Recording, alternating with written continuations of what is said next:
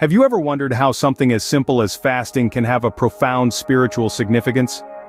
Fasting, it's a word we've all heard, and yet its deeper meaning often eludes us. It's more than just a physical act of abstaining from food and drink. It's a spiritual journey, a personal dialogue with the divine. Fasting is not unique to any one religion or belief system. It's a universal practice found in cultures and faiths across the globe. From the high mountains of Tibet to the bustling cities of America, fasting serves as a spiritual bridge, connecting the human and the divine. It's a testament to our inherent need for spiritual fulfillment, a silent cry for divine connection. But how does this simple act of self-denial draw us closer to God? How does it foster this divine connection? These are the questions we'll explore in this journey.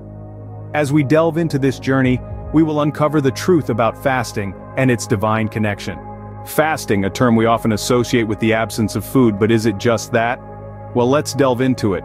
At its most basic level, fasting indeed involves abstaining from food or drink for a certain period, but that's just the tip of the iceberg. Fasting in its true essence goes much deeper, extending beyond the physical realm into the spiritual domain. Imagine you're on a boat. You can see the surface of the water, but you know there's a whole world underneath teeming with life. Just like that, fasting isn't merely about skipping meals. Sure, it involves a physical act of refraining from consumption, but beneath the surface, it's a spiritual practice aimed at seeking a closer connection with God. This spiritual aspect of fasting might seem abstract, and indeed it is. It's an intimate journey that each of us embarks on in our own unique way. Some people use fasting as a time for deep personal reflection, meditating on their relationship with God.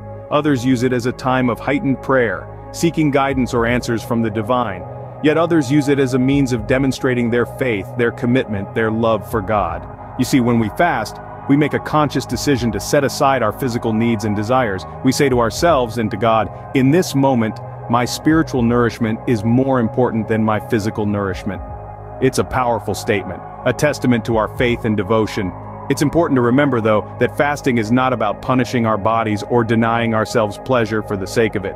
Instead, it's about putting God at the center of our lives, even if it means making sacrifices. It's about acknowledging our human weaknesses and turning to God for strength. So, what is fasting? It's a physical act with a spiritual purpose. It's a personal journey towards a deeper understanding of our faith and a closer relationship with God.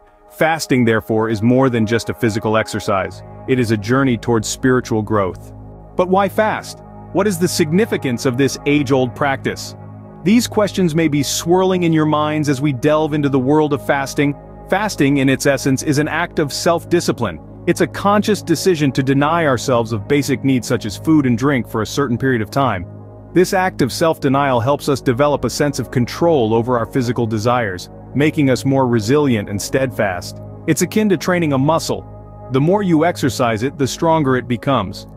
And in the case of fasting, our spiritual muscle is what we're honing. But there's more to fasting than just self-discipline. It's also about cultivating humility.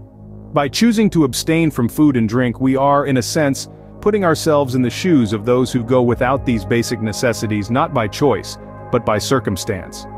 This helps us develop empathy and compassion, reminding us of the blessings we often take for granted. Moreover, fasting serves as a powerful tool to shift our focus from the physical to the spiritual. It offers us a chance to step back from our daily routines and distractions, allowing us to concentrate more on our relationship with God. It's a time of reflection, contemplation, and prayer.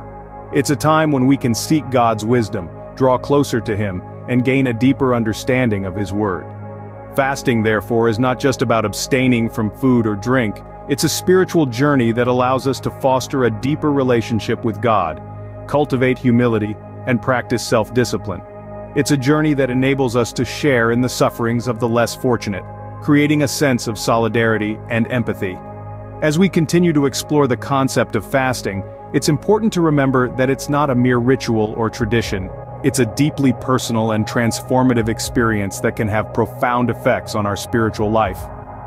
The significance of fasting goes beyond the physical realm, bridging the gap between our earthly existence and our spiritual aspirations.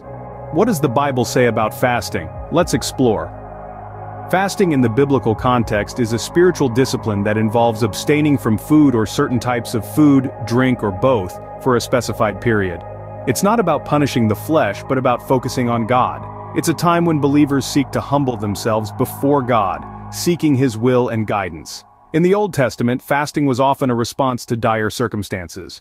For instance, when Jonah prophesied the destruction of Nineveh, the king proclaimed a fast, and the city was spared.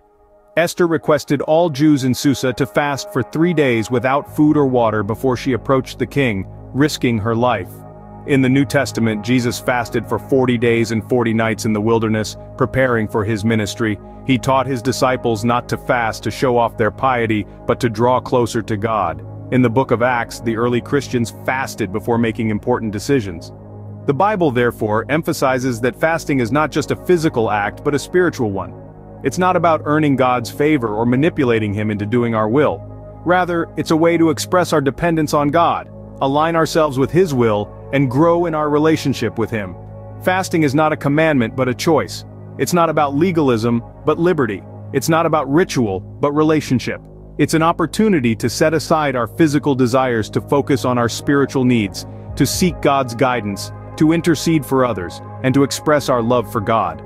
It's important to note that the Bible doesn't prescribe a specific way to fast. It's not about the form, but the heart. Whether it's a total fast, a Daniel fast, or a partial fast, the key is to seek God wholeheartedly, to humble ourselves before Him, and to align our will with His. The Bible thus provides us with a clear understanding of the importance of fasting in our spiritual journey. While fasting, there are certain things we need to avoid. What are these? Well, according to the Bible, there are 3 key things to avoid while fasting: hypocrisy, negativity, and lack of prayer. Let's start with hypocrisy. Now, fasting is a deeply personal act of devotion. It's not something to parade around for praise or recognition. In the book of Matthew, Jesus warns against such behavior, saying, "When you fast, do not look somber as the hypocrites do, for they disfigure their faces to show others they are fasting." In other words, fasting is not a performance, it's an intimate dialogue between you and God. So let's keep it that way. Next up, we have negativity. Fasting is a time of purification, a time to cleanse our mind, body, and spirit. However, if we let negative thoughts and feelings take over, we're missing the point. The Bible teaches us to keep our hearts and minds focused on God's love and goodness, even when we're fasting. Negativity can cloud our spiritual vision, making it harder to connect with God. So, during fasting, strive to maintain an attitude of positivity and gratitude. Finally, let's talk about the lack of prayer. Fasting without prayer is like a car without fuel. It just won't go anywhere. In the Bible, fasting and prayer often go hand in hand. They are 2 sides of the same spiritual coin.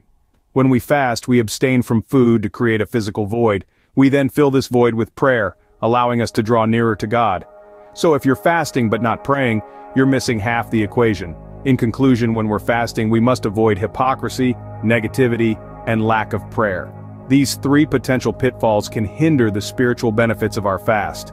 But by being aware of them and consciously working to avoid them, we can ensure that our fast serves its true purpose, that of strengthening our bond with God.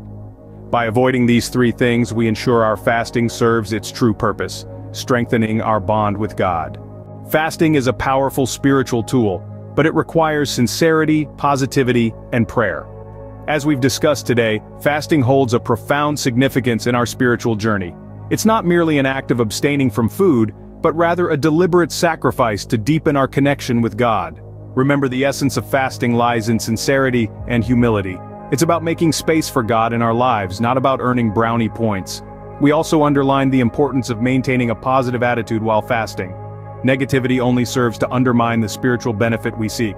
Most importantly, we highlighted 3 things to avoid when fasting: performing for others, neglecting prayer, and harboring ill feelings. These actions can distract us from the true purpose of fasting and pull us away from God rather than drawing us closer. Remember, the journey of fasting is personal and unique, but its goal is universal: to bring us closer to God. Thank you for joining us on this journey today. Please share this video with others who may benefit from it.